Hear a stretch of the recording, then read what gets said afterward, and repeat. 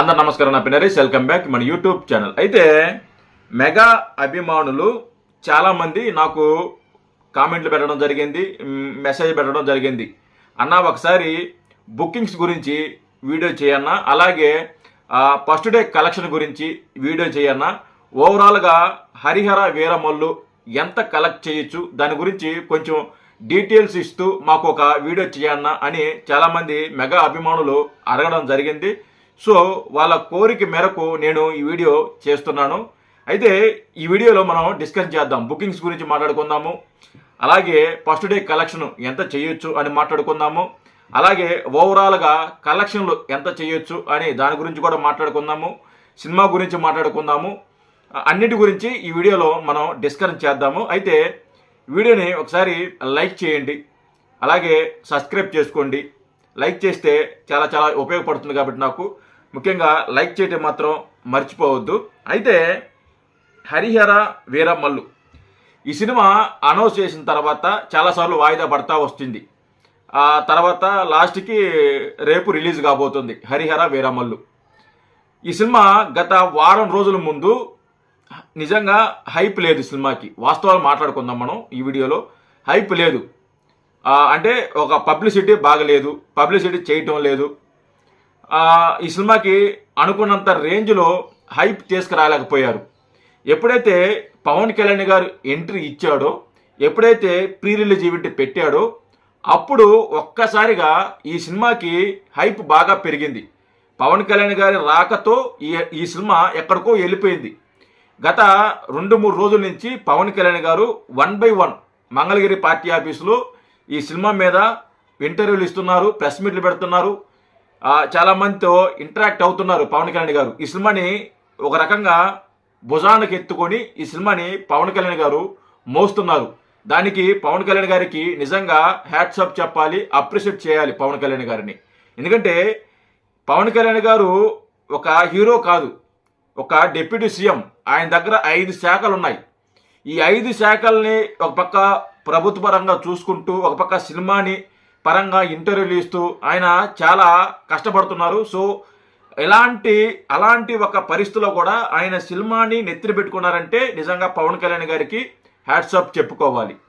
అయితే పవన్ కళ్యాణ్ ఏదైతే బుకింగ్స్ ఉన్నాయో ఆ బుకింగ్స్ నేను ఓపెన్ చేయడం జరిగింది. అంటే ఈ వీడియో ముందుగానే ఒకసారి నేను బుకింగ్స్ ఎలా ఉన్నాయో అని ఒకసారి నేను చూడడం జరిగింది. అయితే బుకింగ్స్ ఓపెన్ చేసిన తర్వాత దెమ్మ తిరిగిపోయింది నాకైతే. ఆ బుకింగ్స్ చూసిన తర్వాత మన తెలంగాణలో కానీ, లేకుంటే ఆంధ్రలో కానీ, లేకుంటే తమిళనాడులో కానీ, కర్ణాటకలో కానీ ఇవన్నీ చూసా. ప్రతి చోట చూశాను నేను. హిందీలో చూశాను, కర్ణాటకలో చూశాను, కేరళ, అలాగే తెలంగాణ, ఆంధ్ర అన్ని బుకింగ్స్ నేను చూసా. ఎక్కడ చూసినా కానీ బుకింగ్స్ మాత్రం బీభత్సంగా ఉన్నాయి. చాలా చాలా అద్భుతంగా బుకింగ్స్ ఉన్నాయి.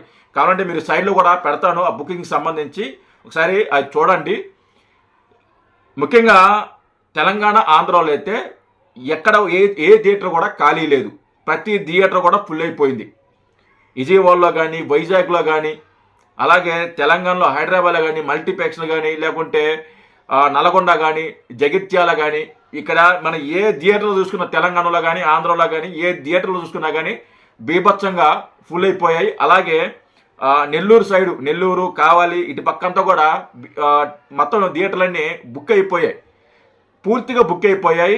అక్కడక్కడ మాత్రమే కొన్ని ఉన్నాయి. మేబీ సాయంత్రం లోపు అవి కూడా బుక్ అయ్యే అవకాశాలు ఉంటాయి.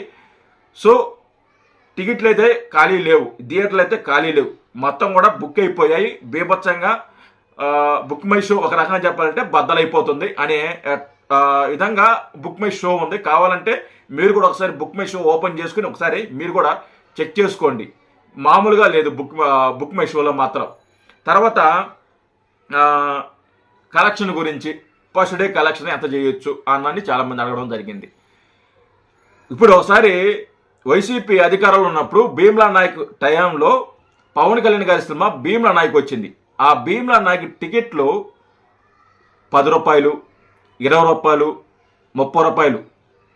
అంటే 10 రూపాయలు, 20 రూపాయలు, 30 రూపాయల కంటే టికెట్లు పెంచలా. 20 రూపాయలు, 10 రూపాయలు టికెట్లు పెట్టినప్పుడే పవన్ కళ్యాణ్ గారి సినిమాని ఎవడు కూడా ఆపలేకపోయాడు. అంత సాహసం చేయాల. అంటే గవర్నమెంట్ ఎంప్లాయీస్ని థియేటర్ల దగ్గర పెట్టారు, చాలామంది టీచర్స్ థియేటర్ దగ్గర పెట్టారు, ఫుల్గా థియేటర్ మొత్తం కంట్రోల్ తీసుకున్నా కానీ వైసీపీ భీమ్లా నాయకు ఒక చరిత్ర సృష్టించింది. అంటే 10 రూపాయల టికెట్ పెట్టినా కానీ మామూలుగా కలెక్షన్ రాలా, ఆ సినిమాకి బీభత్సమైన కలెక్షన్స్ వచ్చాయి. అలాంటిది ఈ హరిహర వీరమల్లుకి మాత్రం టికెట్ 600 రూపాయలు పెంచడం జరిగింది. 10 రూపాయలు పెంచినప్పుడే పవన్ కళ్యాణ్ గారిని ఆపలేని వ్యక్తులు ఈరోజు 600 పెట్టి టికెట్ 600 పెట్టి సినిమా చూస్తుంటే ఆ సినిమా ఏ రేంజ్లో వెళ్తుంటుందో ఒకసారి ఆలోచించండి. 10 రూపాయలు పెట్టినప్పుడే కోట్లు కలెక్ట్ చేసింది ఆ సినిమా. అలాంటిది ఇంత పెద్ద సినిమా, ఇంత పెద్ద భారీ బడ్జెట్ సినిమా అన్ని లాంగ్వేజ్లో రిలీజ్ అవుతుంది. టికెట్ 500 నుంచి 600 దాకా టికెట్లు రేటు పెంచారు.